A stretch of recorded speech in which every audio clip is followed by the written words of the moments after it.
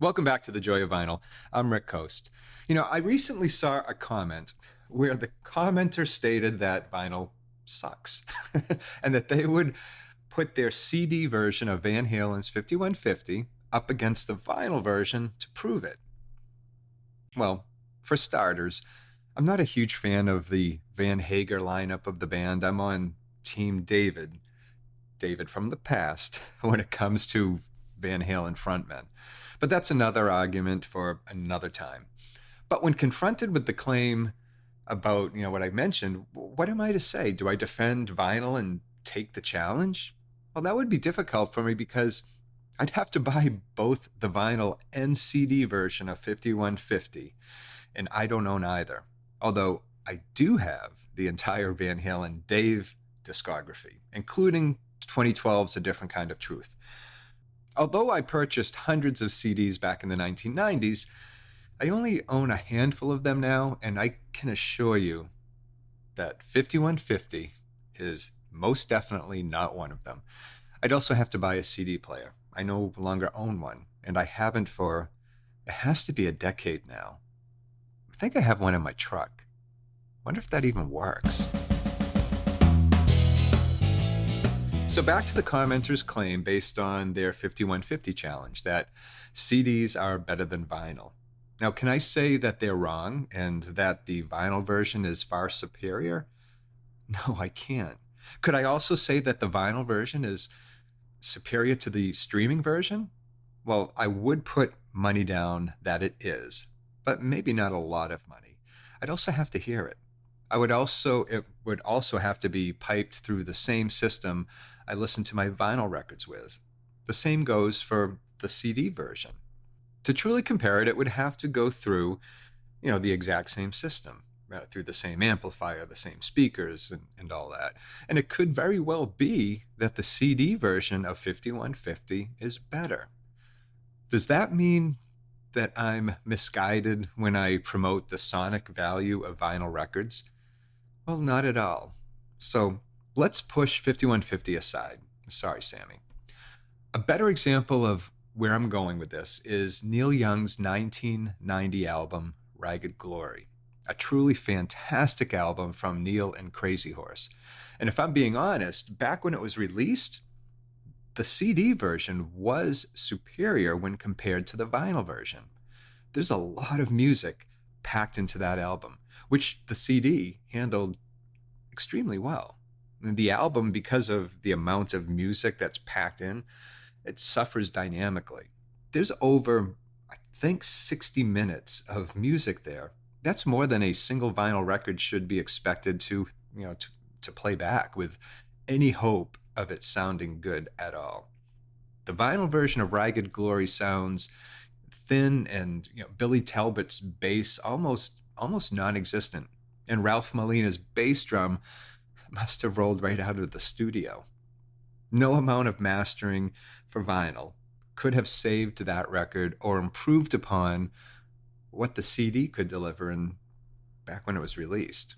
In that instance, it's fair to say the CD version was better.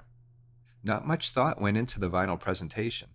You have to also take into account the fact that the CD was the new kid on the block, and that's what record companies wanted to push and promote. They were way cheaper to produce. You could spit out thousands of CDs in a day and still charge, $12 or more for that? And I think it cost maybe 12 cents to make, especially when compared to what it took to press a vinyl record, often on machines that were already decades old.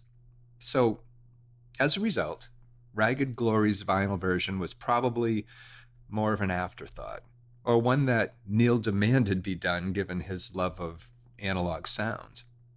So it's all in the mastering, to be honest. Now, I'm not a fan of compact discs or streaming digitally, but it's also not fair to say that it's all over compressed because it's digital. Digital doesn't mean compressed, nor does it demand that it is compressed. That's in the mastering. For over 30 years, I could confidently say the CD version was better for that record when it comes to that particular record.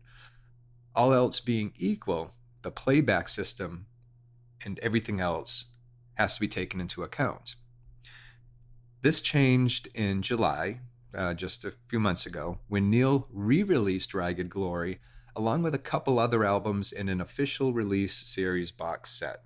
The Ragged Glory reissue was remastered at Bernie Grundman's mastering studio, and it was done so from the original analog tapes, I understand.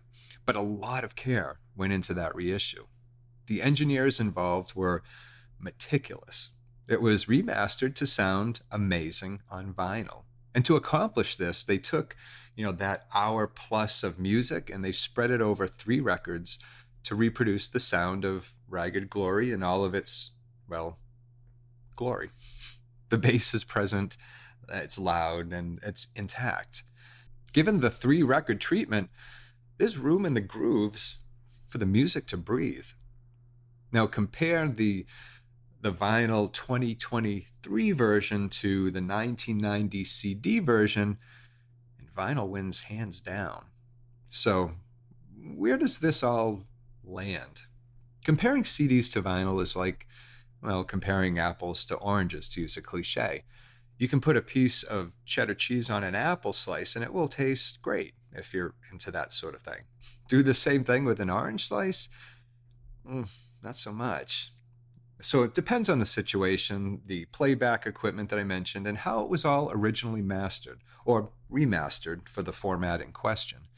My ears love the sound of vinyl, tinnitus and all. I love the experience involved with listening to a record. I'm engaged.